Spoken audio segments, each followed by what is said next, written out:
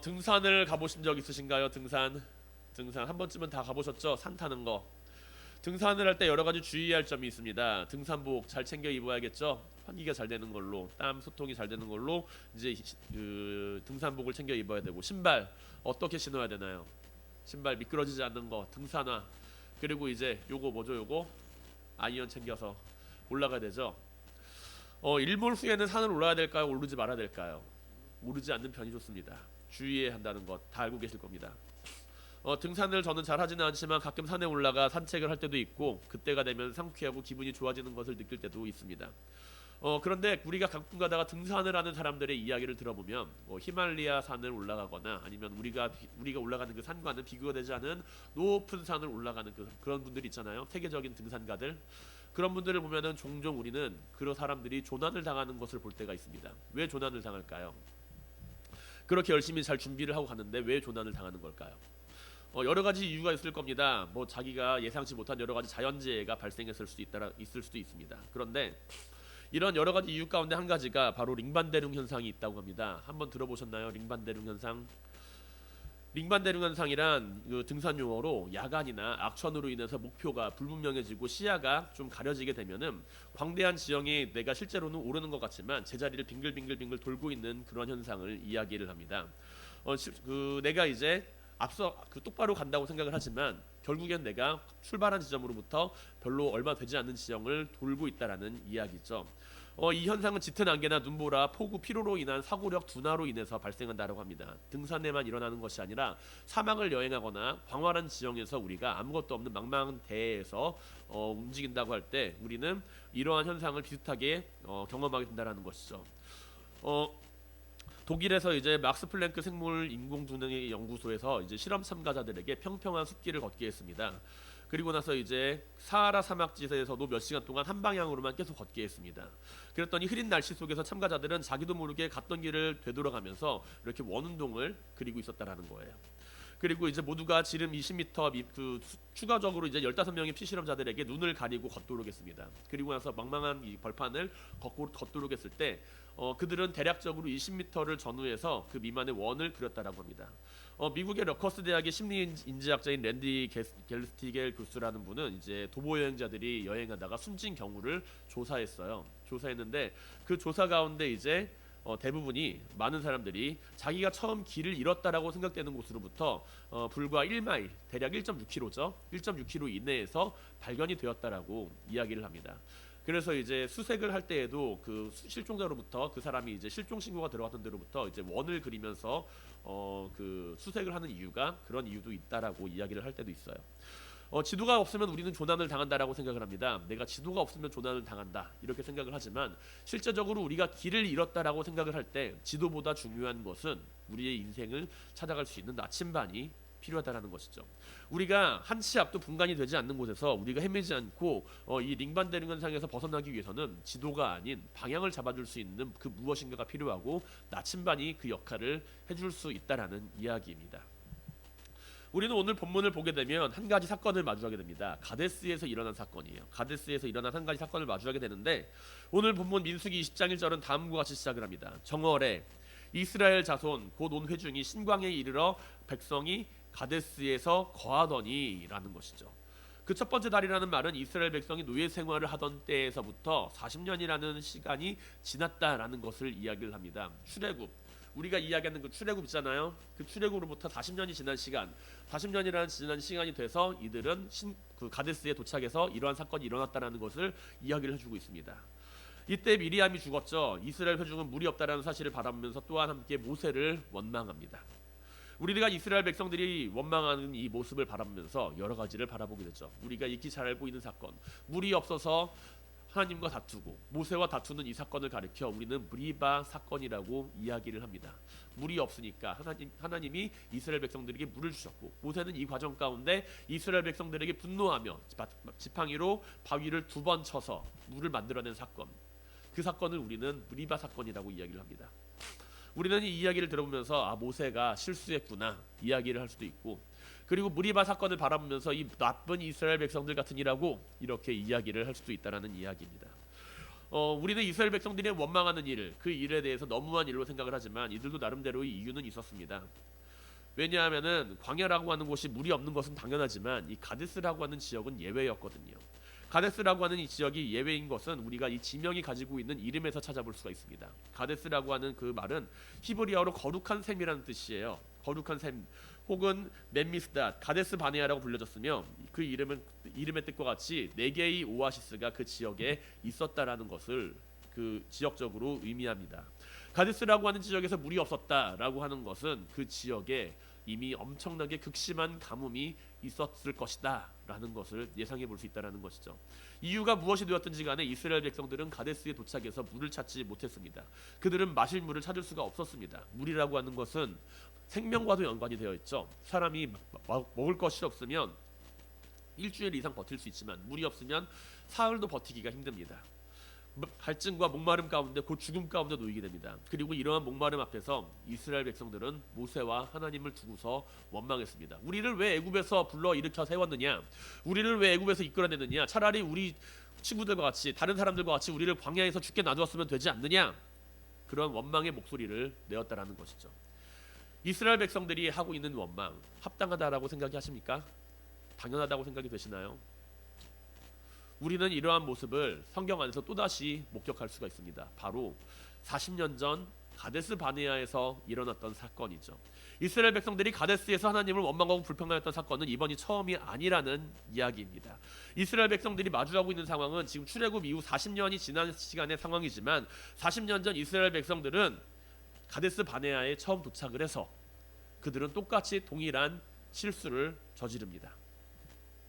가데스에서 일어날 일 가운데 우리는 12명의 정탐꾼의 이야기를 알고 있어요. 12명의 정탐꾼의 이야기, 우리가 잘 아는 이야기죠. 모세가 가나안 땅에 12명의 정탐꾼을 보냅니다. 그리고 그 가운데 2명은 긍정적인 보고를, 10명은 부정적인 보고를 하고 10명의 부정적인 정탐꾼들의 보고로 인해서 이스라엘 회중들 가운데 큰 혼란이 들어갑니다. 그리고 그들은 모세와 아론을 죽이려고 합니다. 그 모습을 보고 하나님께서는 이들을 징계하시고 40년 동안 광야에서 헤매도록 인도하신다라는 것이죠. 그리고 다시금 이스라엘 백성들이 가데스 바네아에 도착했을 때 그들은 이미 출애굽 1세대와는 다른 출애굽 2세대로서의 가데스 바네아에 도착을 했습니다. 40년이라는 시간이 지난 이후 대부분의 사람들은 출애굽 2세대로 교체가 된 상황이었고 이들은 자신들의 부모와 동일하게 하나님과 모세를 원망하는 원망의 말을 가데스 바네아에서 했다라는 이야기이죠. 출애굽 2세대들은 평생을 광야에서 그 자신들이 광야에서 태어나고 광야에서 생활하며 광야에서 삶을 살아왔던 이들입니다. 그들은 어떻게 생각했을까요? 자신들이 왜 광야에서 있을까? 광야에 있을까라고 생각을 할 때 무슨 생각을 가장 먼저 떠올렸을까요? 아마도 가데스 바네아에서 일어났던 사건을 가장 먼저 생각할 겁니다. 우리 부모들이 아니면은 내가 만약에 그때 있었더라면 나는 그렇게 하지 않았을 텐데, 가데스에서 내가 하나님을 원망했던 우리의 부모처럼 나는 행동을 하지 않았을 텐데, 그렇게 생각을 하지 않았을까요? 광야에서의 삶이 힘들면 힘들수록 고되면 고될수록 그들은 아마 그 생각을 떠올렸을 겁니다. 우리 부모의 실수로 인해서 내가 지금 이렇게 살고 있는 건 아닌가 라고요. 그런데 40년이 지난 이후에 그들이 가데스에 도착했을 때 그들은 똑같은 말을 똑같이 반복합니다. 그들 역시 광야에서 자신들을 살게 하였던 부모들과 똑같은 신앙의 모습에서 벗어나지 못한 채 물이 없다라고 하는 그 고난의 상황에서 하나님을 향한 믿음의 자리는 다시 원래대로 돌아오고 있다라는 것이죠. 그들의 부모 세대는 가데스에 도착하여서 그들과 전쟁하는 가운데 자신들이 메뚜기와 같이 그들 앞에서 죽게 될 것이다 라는 생각으로 하나님께 부정적으로 생각하였고 하나님의 일을 부정적으로 생각하였고 하나님을 원망하였습니다. 그들의 자손들은 가데스에 도착하여서 마실 물이 없어서 그들이 죽게 되었다고 여겨졌을 때 똑같이 하나님을 향하여 원망하고 부정적으로 생각합니다. 그들은 광야를 헤매면서 어떻게 생각했을까요? 나는 나의 부모보다 나을 것이야. 나의 믿음은 나의 부모보다 낫다. 내가 하나님 앞에 그들과 똑같은 상황이 된다라고 한다면 나는 그들과 똑같이 행동하지 않을 것이야. 그렇게 생각하지 않았을까요? 그들은 자신들이 당연히 하나님을 자신들의 부모보다 잘 믿고 있을 것이라 생각을 했을 것이고, 그들은 자신들이 당연히 부모들보다는 낫다고 여겼을지도 모릅니다. 그렇기에 그들은 자신들이 하나님께 원망하면서도 그것이 문제라는 것을 알지 못하고 있었다라는 것이죠. 우리는 때로 내가 하는 잘못을 기억하지 못하고 이러한 시대를 살아가는 사람들의 모습을 바라볼 때가 있습니다. 이스라엘 백성들의 모습을 바라보면서 이러한 어리석은 이스라엘 백성들 같으니라고, 왜 하나님께 원망을 하고 그래? 이렇게 이야기를 하면서 한숨을 내실지도 모릅니다. 그러나 우리 역시 우리의 삶에서 앞으로 나아가고 있다라고 생각을 하고 하나님을 믿고 있다라고 생각을 하지만 그렇지 못한 채 헤매고 있으며 제자리로 돌아오고 있을 때가 많지는 않은가요?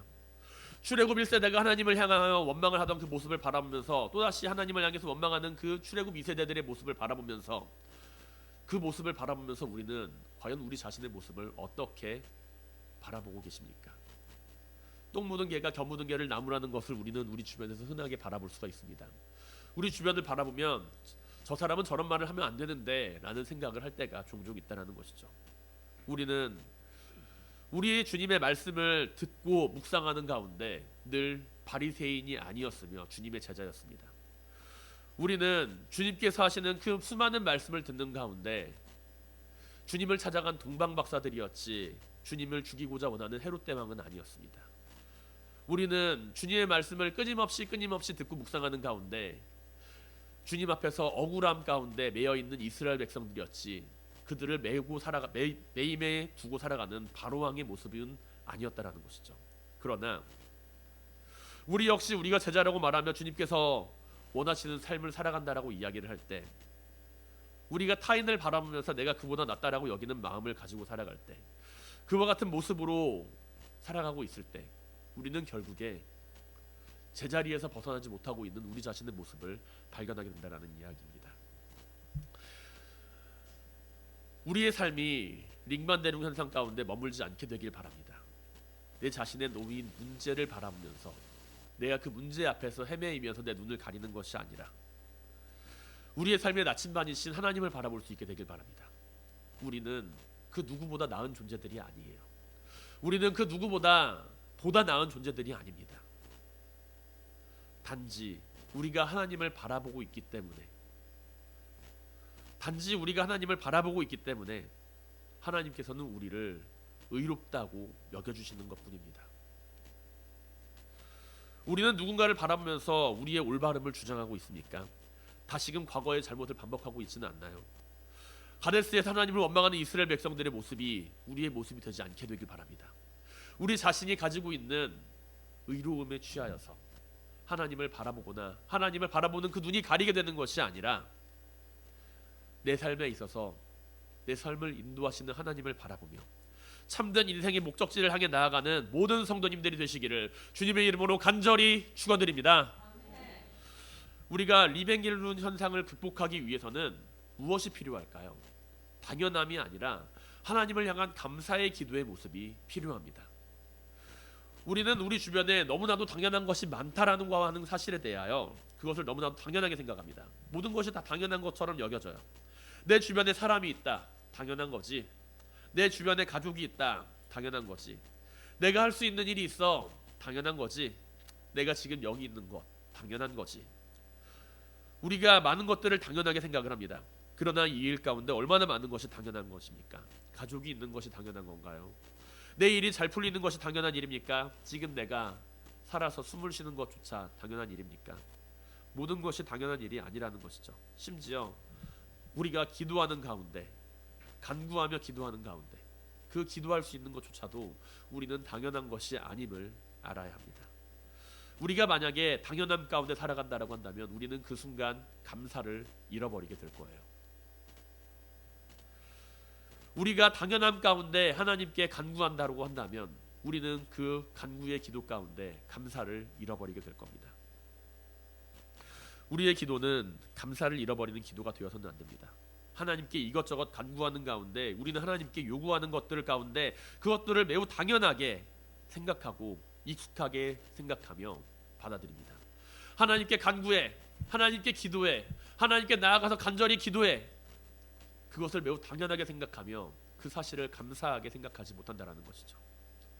그러나 우리가 하나님께 간구하며 기도할 수 있다는 것조차도 우리는 감사할 수 있어야 한다라는 이야기입니다. 오늘 본문 가운데 이스라엘 백성들은 물이 있어야 함, 그것을 당연하게 생각합니다. 그리고 물이 없으니 원망합니다. 물이 있어야 될 곳에 물이 없으니 그들은 하나님을 원망했다는 것이죠. 그들이 당연하게 생각한 것을 마주하지 못하게 되자 그들은 분노합니다. 우리 역시 마찬가지입니다. 내 삶에 당연히 있어야 할 것이 없다. 내 삶에 당연히 이것이 있어야 되는데, 당연히 이게 돼야 되는데 그 당연한 것이 이루어지지 않을 때 우리는 너무나도 분노하고 화를 내며 살아갑니다. 당연히 이렇게 돼야 되는 거 아니야? 당연히 나한테 이렇게 대해줘야 되는 거 아니야? 그러나 그것이 사라질 때 우리는 오늘 본문에 등장하는 이스라엘 백성들처럼 하나님을 향하여 분노하고 하나님을 향하여 화를 낸다라는 것이죠. 우리가 당연한 것이 사라지게 될 때 하나님을 향해 감사하기 위해서는, 그 당연한 것이 사라지게 되었을 때 하나님 앞에서 내 존재가 너무나도 부족한 존재라는 것을 기억해야만 합니다. 내가 당연히 이루어져야 될 것이 이루어지지 않았을 때 우리가 하나님을 바라보고 감사할 수 있는 것은 하나님 앞에서 내가 너무나도 부족한 존재임을 깨닫게 되었기 때문에 감사할 수 있다는 것이죠. 오늘 본문에서 모세는 왜 분노하나요? 오늘 본문에서 모세는 왜 이스라엘 백성들을 향하여서 분노하고 살아가나요? 분노하고 그들에게 이야기를 하면서 반석을 2번 바위로 내리치나요? 하나님은 왜 그 모습을 바라보면서 자신의 거룩함을 나타내지 못했다라고 모세에게 책망하십니까? 모세가 생각하는 당연함은 무엇이죠? 당연히 이스라엘 백성들에게 베풀어 주신 하나님의 은혜가 그렇게 큰데 왜 이들은 당연히 그들은 하나님께 감사하지 못하고 하나님께 받은 은혜가 그렇게 많음에도 불구하고 하나님을 향하여 원망하는 모습을 보이며 살아가는가? 하나님께 찬양하여도 마땅하지 못할 텐데 그들은 왜 하나님께 향하여 원망하고 분노하는가? 그러한 생각을 가지고서 이스라엘 백성들을 분노로서 대합니다. 모세의 분노는 당연히 하나님께 감사해야 하는 것을 감사하지 않는 이스라엘 향한 백성들을 향한 분노이지만, 그러나 하나님께서는 그 모든 것을 두고서도 하나님의 은혜를 허락하십니다. 하나님께서 이스라엘 백성들이 하나님 앞에서 원망하고 저주하는 그 말을 듣지 못하셨을까요? 모세가 화를 내는 것만큼 하나님은 화를 내실 수가 없기 때문에 아무런 말도 하지 않으셨던 걸까요? 모세의 분노는 하나님께 감사해야 하는 것을 두고서 감사하지 못하는 이스라엘 백성들을 향한 분노였지만, 하나님께서는 분노가 아닌 은혜를 이스라엘 백성들에게 택하십니다. 광야에서 마실 물이 없기 때문에 죽을 수밖에 없는 인생을 두고서 하나님께서는 그들의 인생이 불평과 불만에 대하여 반석에서 물이 나오게 하십니다. 40년 전 광야에서 하나님께서는 이스라엘 백성들이 가나안 땅에 들어가는 것을 두고서 하나님 앞에 원망하고 불평하고 있을 때 하나님께서는 그들을 죽이려고 하시기보다는 광야에서 연단시키는 것을 선택하십니다. 우리의 인생은 때로는 늘 불평과 불만이 있고 하나님을 향하여서 원망의 말을 내뱉을 때가 있습니다. 그러나 우리가 그 가운데서도 하나님께서는 우리를 향하여 은혜의 손길을 거두지 않고 계신다라는 것을 기억해야 합니다. 모세는 감사하지 모르는 이스라엘 백성들을 향하여서 분노하지만 하나님께서는 그럼에도 불구하고 이스라엘 백성들에게 마실 물을 허락하십니다. 우리는 이 은혜를 잃어버릴 때, 우리가 이 은혜의 모습을 잊어버리게 될 때 우리는 아무리 거룩한 사람이라고 하더라도 올무에 걸려 넘어지게 됨을 볼 수가 있습니다. 민수기 12장 3절은 모세를 향하여서 다음과 같이 기록합니다. 이 사람 모세는 온유함이 지면의 모든 사람보다 더하니라 라고요. 그러나 오늘 본문 가운데 등장하는 모세의 모습은 이 말씀이 무색할 정도로 이스라엘 백성들을 향하여 크게 분노하는 것을 보게 됩니다. 계속되는 백성들의 불평과 원망 앞에서 모세조차도 그 자제력을 잃어버렸다고 우리는 생각할 수 있죠. 가데스에서 물을 얻게 됨으로써 이스라엘 백성들은 다시금 그 삶의 희망을 가지게 됩니다. 그것은 그들이 하나님 앞에서 이루었기 때문도 아니고 하나님을 향해서 전적으로 찬양하고 영광을 돌렸기 때문도 아닙니다. 이스라엘 백성들은 전적으로 불의했고 모세와 하나님을 원망했지만 하나님은 그런 그들에게조차도 은혜를 허락하십니다. 모세는 하나님을 향하여서 감사할 줄 모르는 이스라엘 백성들을 향하여서 그들을 책망하고 그들에게 분노하였지만, 하나님께서는 이스라엘 백성들을 향하여서 그들에게 물을 허락하시는 것을 성경은 기록합니다. 이들은 하나님께 요구하는 것을 당연하게 생각하고 하나님이 그들을 당연히 도와주셔야 한다고 생각을 하지만, 하나님께서 그들에게 물을 주신 것은, 반석에서 샘물이 나게 하신 것은 그 어떤 이유 때문도 아닌 하나님의 은혜였으며 하나님의 사랑입니다. 당연히 물이 있을 곳에 물이 없게 하신 것도 하나님이시며 그들에게 물을 허락하신 것도 하나님이십니다.